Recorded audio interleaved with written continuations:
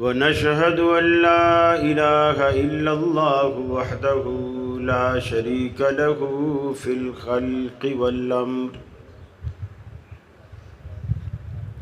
ونشهد أن سيدنا وسندنا محمدا عبده ورسوله المبعوث إلى الأسود والأحمر لتتميم مكارم الأخلاق لا يخلق نبي ولا رسول بعده ولا أمة بعد أمته ولا شريعة بعد شريعته ولا كتاب بعد كتابه وصلى الله تعالى عليه وعلى آله وأصحابه الذين هم خلاصة العرب الذين هم مفاتيح الرحمة ومصابيح الغرل. أعوذ بالله السميع العليم من الشيطان الرجيم. بسم الله الرحمن الرحيم. اقترب للناس حسابهم وهم في غفلة معرضون.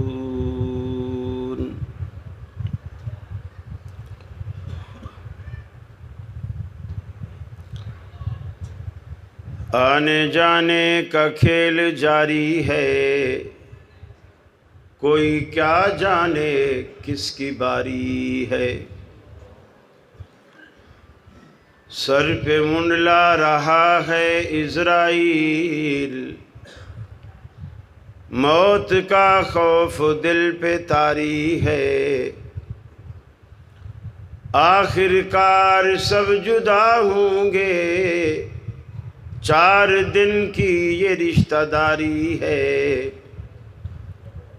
یوں تو میٹھا بہت ہے جام حیات، مگر آخری گھونٹ اس کا کھاری ہے. واجب الاحترام علماء کرام، انتظامیہ کمیٹی فیصل آباد کے میرے اہل توحید مسلم بھائیوں، میری مسلم ماؤں بہنوں بیٹیوں، عزیز طلباء، ہم یہاں غالباً سالانہ تقریب تقسیم انعامات میں آج جمع ہیں. طلباء کے لیے انتہائی خوشی کا دن ہوتا ہے جب وہ اپنے مقصد کو پا کر سرخرو ہوتے ہیں.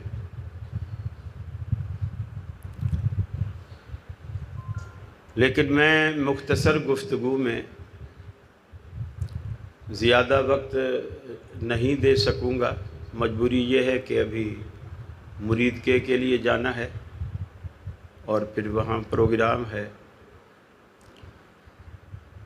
کوشش کروں گا کہ میں 25 سے 30 منٹ کے اندر اپنی معروضات کو مکمل کروں.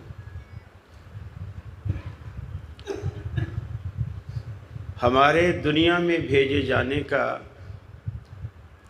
ایک خاص مقصد ہے. اسی مقصد کو پانے کے لیے آپ مسجدیں بناتے ہیں، مدرسے بناتے ہیں، قرآن پڑھتے ہیں، قرآن پڑھاتے ہیں، نمازیں پڑھتے ہیں، روزے رکھتے ہیں، تاکہ وہ مقصد پورا ہو اور اللہ کے ہاں ہم سرخرو ہو سکیں.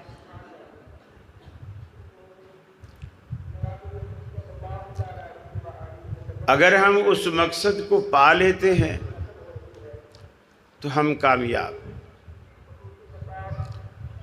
اگر نہیں پاتے تو پھر ہم ناکام.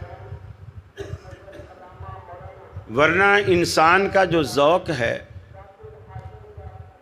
وہ بڑا عجیب قسم کا ذوق ہے. ہم ساری عمر دولت کی حرص میں، دولت کی ہوس میں نہ دن دیکھتے ہیں نہ رات دیکھتے ہیں، کماتے رہتے ہیں کماتے رہتے ہیں۔ ایک بینک، دو بینک، تین بینک ہمارے اکاؤنٹ بھر جاتے ہیں، پھر ایک وقت آتا ہے ہم بیمار پڑ جاتے ہیں، اور وہ جو ہماری زندگی بھر کی جمع پونجی ہوتی ہے، پھر ہم اپنی کھوئی ہوئی صحت کو واپس پانے کے لیے وہ ہم ڈاکٹروں پہ لٹا دیتے ہیں۔ تو ہم نے کیا کمایا؟ صحت گنوائی، دولت کمائی، پھر دولت لٹائی، صحت پائی، تو کمایا کیا ہم نے؟ دنیا میں ہم زندگی ایسے گزارتے ہیں جیسے ہم نے کبھی مرنا ہی نہیں ہے، اور پھر مر ایسے جاتے ہیں جیسے کبھی جیے بھی نہ تھے۔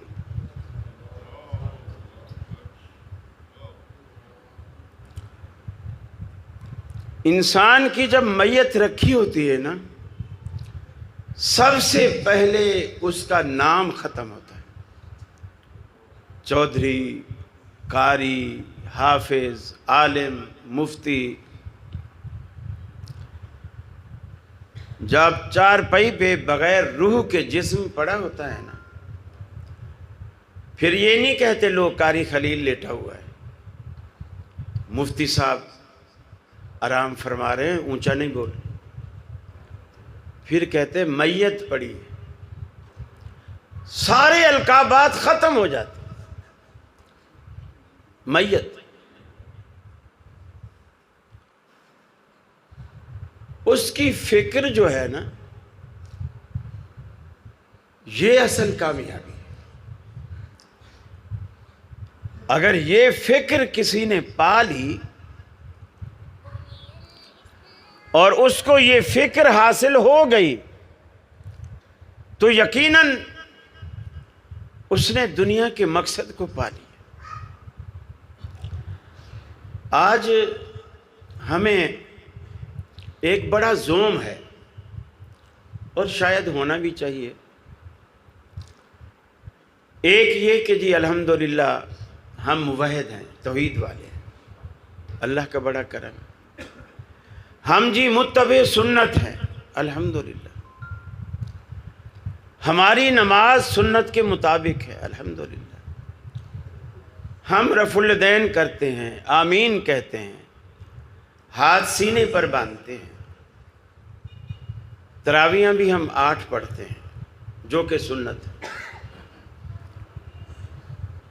سوال یہ ہے کہ کیا یہ کام صحابہ کرام کو نہیں آتے تھے؟ کیا صحابہ یہ کام نہیں کرتے تھے؟ کرتے تھے۔ اس کے باوجود حضرت معاذ رضی اللہ تعالی عنہ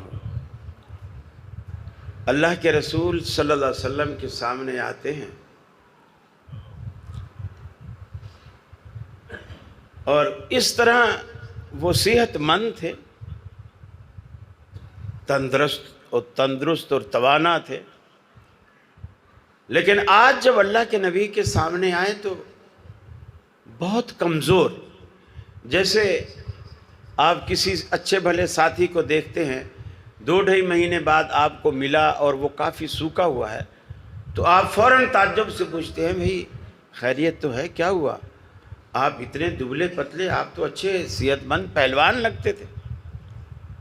وہ کہتا ہے یار میں ابھی بیماری سے اٹھ کر آیا۔ حضرت معاذ سے آپ نے پوچھا معاذ تم نے یہ کیا حالت بنا لی اپنی؟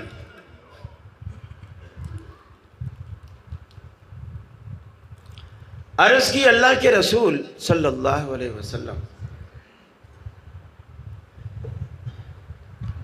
میرے دل میں ایک سوال ہے، اور وہ مجھے اندر ہی اندر گھن کی طرح کھا رہا ہے۔ حدیث کے الفاظ ہیں ہی اسکمتنی و امرزتنی و اسغنتنی، وہ ایسا سوال ہے جس نے مجھے بوجھل کر دیا ہے، بیمار کر دیا ہے، مجھے بوڑھا کر دیا ہے۔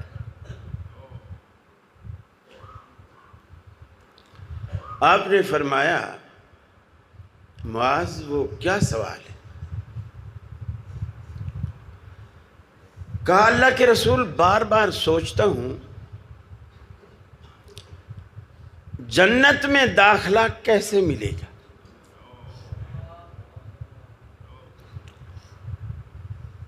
دلنی علی عمل اذا عملتہ دخلت الجنہ، مجھے کوئی ایسا نسخہ، ایسا وظیفہ، ایسا عمل بتا دیجئے میں کروں اور اللہ مجھے جنت دے دے۔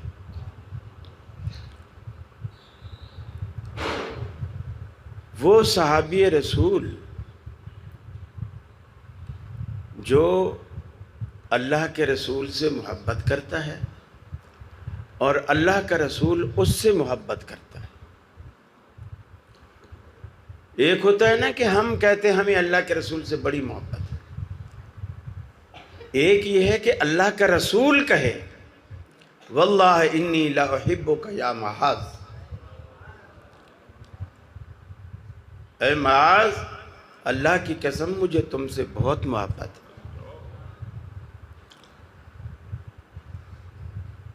ایسے بندے کی نجات میں کوئی شک ہے؟ لیکن پھر بھی پریشان ہے جنت کیسے ملے گی۔ اہل حدیثوں صرف رفع الیدین نجات کا باعث نہیں ہے، یہ ذہن میں رکھو۔ آپ کو زندگیاں بدلنی پڑیں گی۔ رفع الیدین تو حضرت معاذ بھی کرتا ہے، ہاتھ سینے پر باندھتے، آمین اونچی کہتے ہیں۔ آپ کی محمدی مسجد میں وہ نماز نہیں پڑھتے، مسجد نبوی میں نماز پڑھتے۔ میری اور آپ کی امامت پہ نماز نہیں پڑھتے، اللہ کے رسول کی امامت پہ نماز پڑھتے، پھر بھی پریشان ہے جنت کیسے ملے گی۔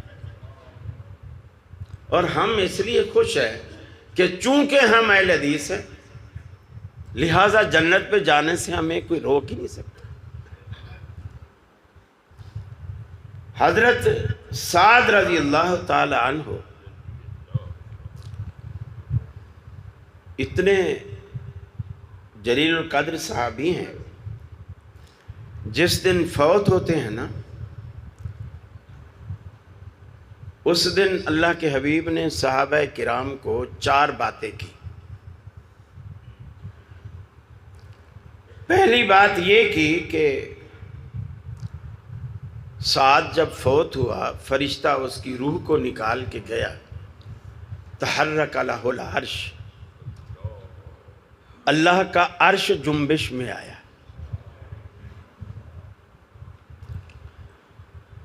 پھر فرمایا جب سعد کو نلا کر کفنا کر جنازے کے لیے رکھا گیا، شہد لہ 70,000 من الملائکہ، اللہ نے 70,000 فرشتے اس کے جنازے میں شرکت کے لیے بھیجے۔ حالانکہ اللہ کے رسول فرماتے ہیں کسی موحد کے جنازے میں 40 موحد بھی شرکت کر کے اس کی بخشش کی دعا کریں تو اللہ تعالیٰ اس میت کو بخش دیتا ہے۔ سعد کے جنازے میں اور فرشتوں میں کوئی مشرک فرشتہ نہیں ہے، سارے موحد۔ اور آپ نے فرمایا شاہد لہ 70,000 من الملائکہ، 70,000 فرشتہ اس کے جنازے میں شرکت کے لیے آئے۔ تیسری بات، سعد چونکہ بہت بھاری بھرکم تھے، اور جب بھاری بھرکم کو بندہ اٹھاتا ہے تو اس کے جسم کی کیفیت ہر چیز الگ ہوتی۔ مثلا میں نے گلاس اٹھایا آرام سے اٹھا لیا، اب یہاں کوئی 40 کلو کی بوری پڑی ہوئی ہو اور مجھے کوئی کہے اس کو اٹھاؤ تو میں ایسے نہیں اٹھاؤں گا جیسے میں نے گلاس اٹھایا ہے. ظاہر بات ہے اس کے لیے میں زور بھی لگاؤں گا، میرے چہرے کی کیفیت، آثار سب بدل جائیں گے. صحابہ کہتے ہیں ہم نے جب ساتھ چونکہ موٹے تھے، ہم نے یہ سوچ کے اٹھایا کہ تو کافی زور لگے گا تو چارپائی اٹھے گی نا، تو ہم نے اس حساب سے زور لگایا، چارپائی کو اٹھایا. لیکن جب اٹھایا تو ایسے لگا جیسے چارپائی میں میت ہو ہی نہ، چارپائی خالی ہو، وزن ہی نہیں ہے سعد کا. ہم نے اللہ کے رسول سے پوچھا سعد کا وزن کہاں گیا؟ آپ نے فرمایا در حقیقت بظاہر تم نے اسے کندھا دے رکھا تھا، حقیقت میں اسے فرشتوں نے اٹھا رکھا. تمہارے کندھوں پر اس کا بوجھ ہی نہیں تھا.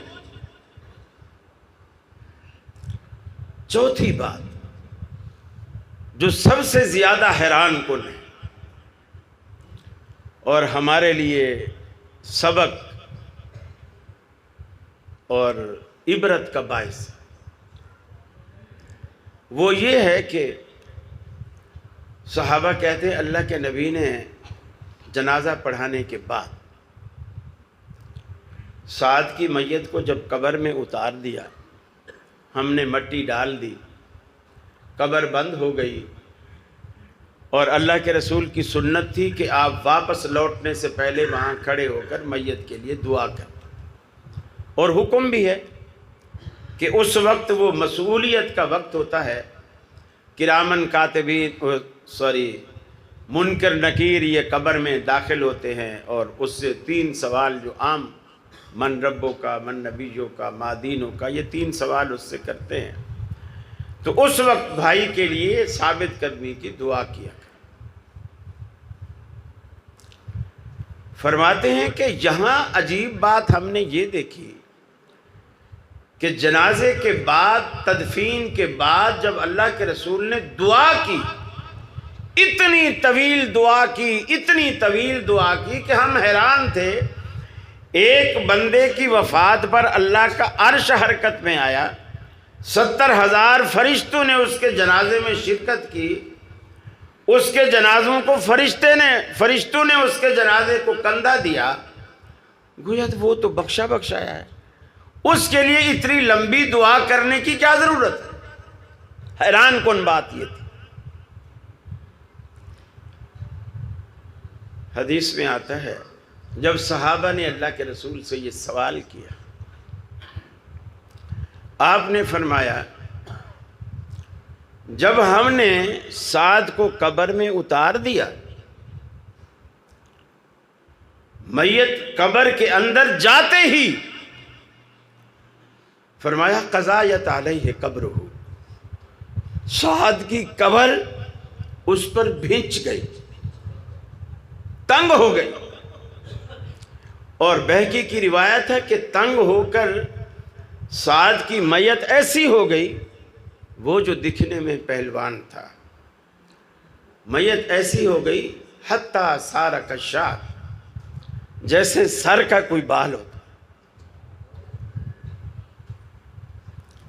پھر میں دعا کرتا رہا اللہ سے، دعا کرتا رہا حتیٰ فرج عنہ، یہاں تک کہ اللہ نے سعد کی قبر کو کھول دی. میری دعا کے نتیجے میں صرف رفع الیدین پر نازا نہ ہوا کیجیے، بہت عمل ہیں دنیا میں، اور پکڑے جانے کے لیے بھی اللہ کے پاس بہت مواقع ہیں.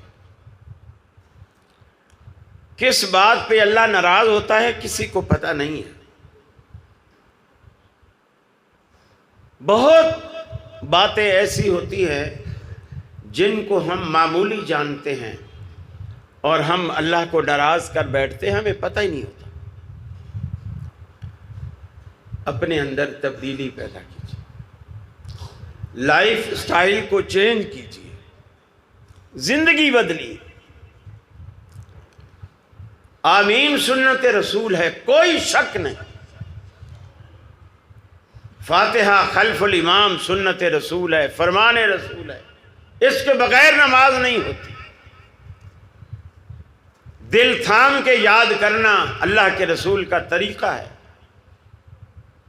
لیکن نبی مکرم نے 23 سالہ دور نبوت کی زندگی میں صرف رفع الیدین، آمین، فاتحہ خلف الامام اور 8 تراویح، صحابہ کو یہی کچھ نہیں سکھایا، بہت کچھ سکھایا۔ وہ کن لوگوں کے لیے ہے؟ آج ہمارا ماحول، ہمارا معاشرہ اس قدر گیا گزرا ہو چکا ہے، ایک اہل حدیث نام رکھنے والا شخص دوسرا اہل حدیث نام رکھنے والے کو برداشت نہیں کرتا۔ کیوں نہیں کرتا؟ کہ جی اس کا قائد اور ہے، میرا قائد اور ہے۔ کیا دونوں کا قائد رسول اللہ نہیں ہے؟ پھر کیا بات کہ میرا قائد اور ہے، اس کا قائد اور ہے، اس کا قائد اور ہے۔ ہم جب کہتے ہیں کہ امام اعظم محمد الرسول اللہ صلی اللہ علیہ وسلم، تو پھر عمل سے بھی تو ثابت کیجئے نا۔ بنتے ہو وفادار، وفا کر کے دکھاؤ۔ کہنے کی وفا اور ہے، کرنے کی وفا اور۔ دعوے تو بڑے آسان ہیں، اہل حدیث ہونا بھی بہت مشکل ہے، کہلوانا آسان، ہونا بہت مشکل۔ اب آپ دیکھیں، اللہ کے حبیب مسجد میں تشریف فرما ہے صلی اللہ علیہ وسلم۔ ایک شخص آیا، اس نے کہا آپ میں محمد صلی اللہ علیہ وسلم کون ہے؟ آپ نے کہا میں محمد صلی اللہ علیہ وسلم۔ اب اس نے دوسرا سوال کیا، کیا آپ واقعی محمد ہیں؟ آپ نے فرمایا واقعی میرا نام محمد۔ اس نے تیسری دفعہ کہا، کیا آپ اللہ کی قسم کھا کر کہتے ہیں کہ آپ ہی محمد ہیں؟ آپ نے فرمایا واللہ انا محمد، اللہ کی قسم میں ہی محمد۔ اب یہ ہمارے امام کی بات ہے، ہمارا مزاج دیکھیں۔ اگر ہم سے کوئی پوچھے تو قاری خرید ہے، جی لوگ مجھے ہی کہتے ہیں۔ اب وہ کہے نہ واقعی تو ہے، اب تھوڑا سا ہمارا بھی لہجہ بدلے گا، نہ تو کیا میں تیرے کو گواہ پیش کروں؟ پھر وہ پوچھے کہ تو قسم کھا کر کہتا ہے کہ تو ہی قاری خلیل ہے، اب ہماری زبان نہیں، ہمارے ہاتھ جواب دیں۔ لیکن اللہ کے رسول صلی اللہ علیہ وسلم نے ایک لفظ نہیں بولا، وہ جو کہتا گیا، پوچھتا گیا، آپ بتاتے چلے، اسی طرح آپ نے جواب دیا۔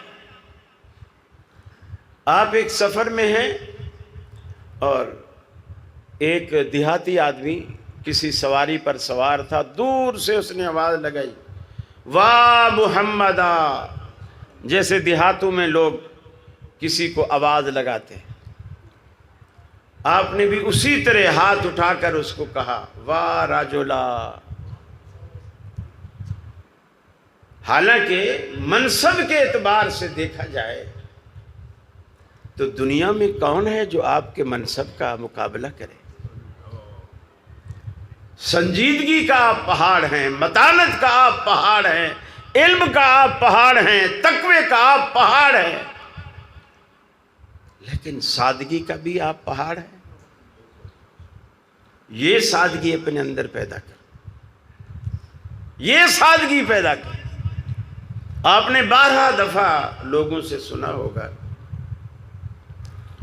مجھے یہ واقعہ حدیث میں تو نہیں مل سکا، سیرت کی کتابوں میں یہ واقعہ ملتا ہے کہ آپ ایک جگہ گئے، ایک بوڑھی خاتون کھڑی، آپ نے پوچھا اماں کیوں کھڑی ہے؟ کہا بیٹا یہ گٹھڑی وزنی ہے، میں بوڑھی ہوں اٹھا نہیں سکتی، یہ سامنے بستی ہے وہاں مجھے جانا ہے۔ آپ نے گٹھڑی اٹھا لی اور کہا اماں میں چھوڑ دیتا ہوں، آپ ساتھ چل پڑی۔ آپ نے راستے میں پوچھا تو وہاں کیوں جا رہی ہے؟ کہا یہ مدینہ چھوڑ کے جا رہی ہوں اس بستی۔ مدینہ کیوں چھوڑ کے جا رہی ہے؟ کہا کہ یہاں ایک شخص آیا ہے، اس کا نام محمد ہے صلی اللہ علیہ وسلم، میں نے سنا ہے وہ باپ بیٹے کو لڑا رہا ہے، باپ بیٹے کو لڑا رہا ہے اور باپ دادا کے دین کو غلط کہتا ہے، اور وہ کوئی ایسا نیا دین لایا ہے جو آج تک ہمارے باپ دادا نے سنا ہی نہیں تھا۔ میں اس کے نعوذ باللہ اس کے شر سے بچنے کے لیے مدینہ چھوڑ کر وہاں جا رہے ہیں۔ ہم ہوتے نا گٹھڑی زمین پہ نہیں پھینکتے، گٹھڑی اسی پہ پھینکتے، گٹھڑی اس پہ پھینک کے واپس آتے۔ لیکن جب وہ آپ صلی اللہ علیہ وسلم کو برا بھلا اور گلے شکوے کرتی چلی گئی، آپ نے ایک مرتبہ بھی اپنا تعارف نہیں کروایا کہ وہ شخص میں ہوں، ایک مرتبہ بھی۔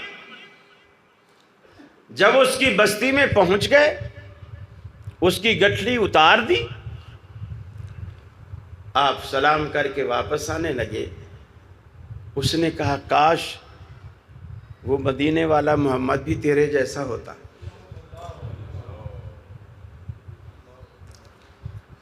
آپ نے فرمایا اماں میں وہی محمد ہوں صلی اللہ علیہ وسلم۔ اہل حدیثو یہ اخلاق پیدا کرو،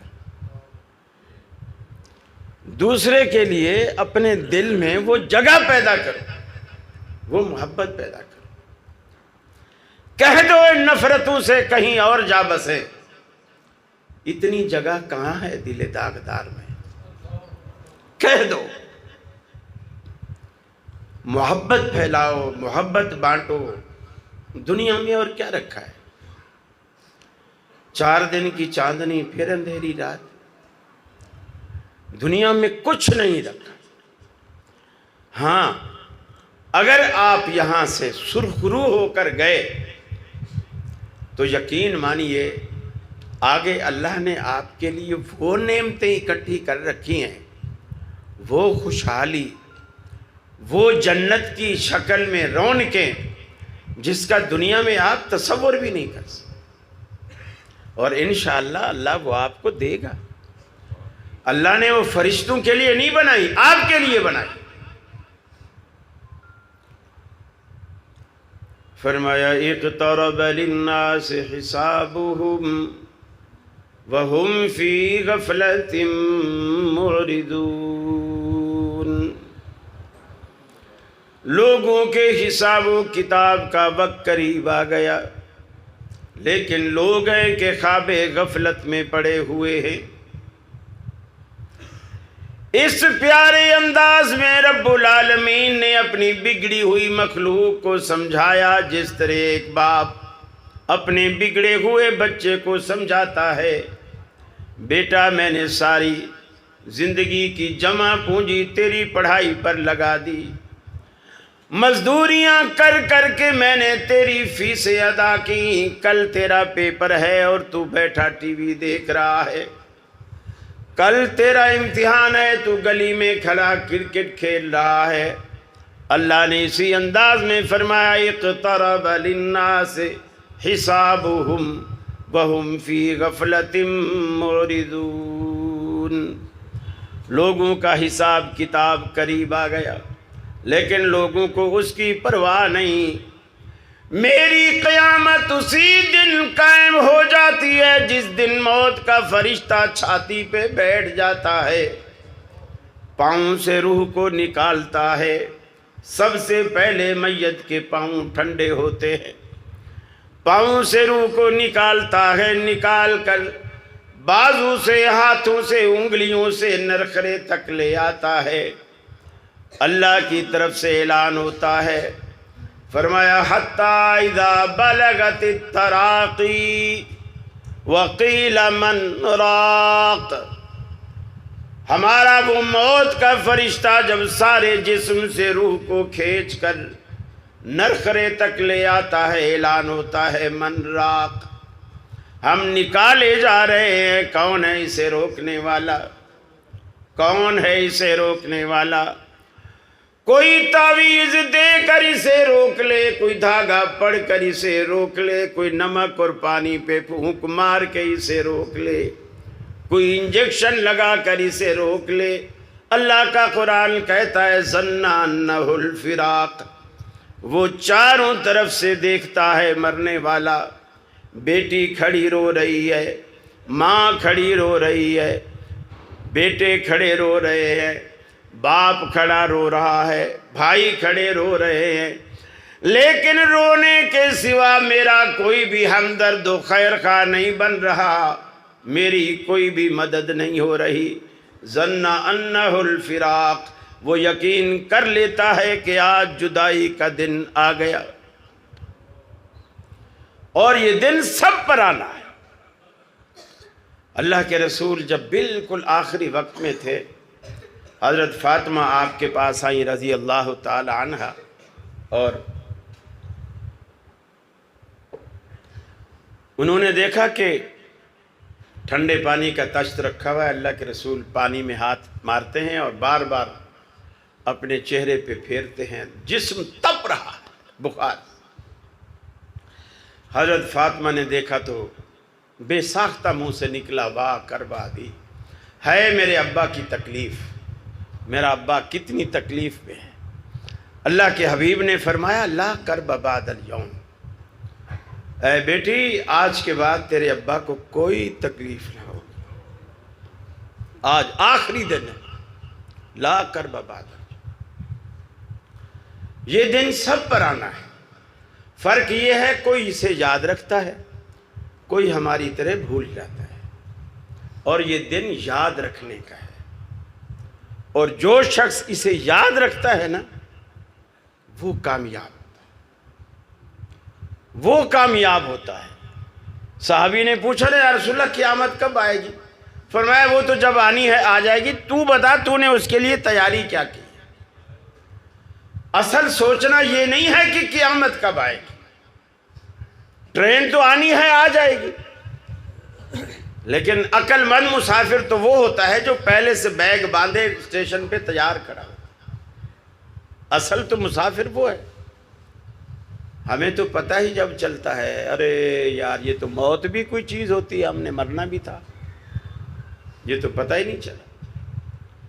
پھر قرآن کہتا ہے اذا جاء اجلہم لا یستاخرون ساعۃ ولا یستقدمون، جب کسی کی موت کا وقت آتا ہے نا، ایک پل اگر وہ گھر کی دہلیز پار کر رہا ہے نا، ایک قدم اس کا باہر ہے ایک اندر ہے، تو باہر والا قدم اندر بھی رکھنے کی اجازت نہیں دیتے۔ لا یستاخرون ساعۃ ولا یستقدمون۔ اللہ سے دعا ہے اللہ رب العالمین مجھے بھی اور آپ کو بھی آخرت کی فکر دے، آخرت کی تیاری کی توفیق نصیب فرمائے۔ اہل حدیث صرف کہلوانے کی نہیں، اہل حدیث بننے کی توفیق عطا فرمائے، ہمارے اندر وہ اخلاق، وہ محبت، وہ پیار پیدا فرمائے جو اللہ رب العالمین نے صحابہ کرام کے دلوں میں آپس میں رکھا تھا۔ رحماء بینہم، آپس میں بالکل ایسے شیر و شکر، اور دشمن کے لیے سیسا پلائی دیوار، لیکن ہمارا معاملہ الٹ ہے، دشمنوں کے لیے شیر و شکر، اپنوں کے لیے سیسا پلائی دیوار۔ اس روش کو بدلی۔ آج حالانکہ آپ کی تکمیل قرآن کی مجلس تھی، مجھے اس حوالے سے کچھ باتیں کرنی چاہیے تھی لیکن میں نہیں کر سکا، چونکہ ابھی ایک مجلس آپ سے پہلے تھی ظہر کو، وہاں بھی اسی طرح کی مجلس تھی، یہی یونیفارم تھا، یہی اسی طرح کے رحمانیہ مسجد میں، اور وہاں میں نے اسی تکمیل قرآن کے حوالے سے طلباء کے ساتھ گفتگو کی۔ تو میں نے کہا یہاں تھوڑا موضوع چینج ہونا چاہیے. آج یہاں کچھ بڑے زیادہ نظر آ رہے ہیں تو میں نے کہا کچھ بڑوں کی باتیں ہو جائیں. بہرحال اللہ سے دعا ہے اللہ مجھے بھی اور آپ کو بھی عمل کی توفیق عطا فرمائے. آپ محبت سے بیٹھے اور محبت سے آپ نے میری گفتگو سنی. ہاں میرا خیال ہے ہمیں وقت بہت زیادہ ہو گیا, ہمیں نکلنا بھی ہے مرید کے لیے. یہ دعا آپ کروا دیجیے یا جو بھی یہاں کے امام صاحب ہیں وہ دعا کروا دیں. جزاک اللہ. وعلیکم السلام. کیسے مزاج؟ الحمدللہ الحمدللہ. بہت شکریہ.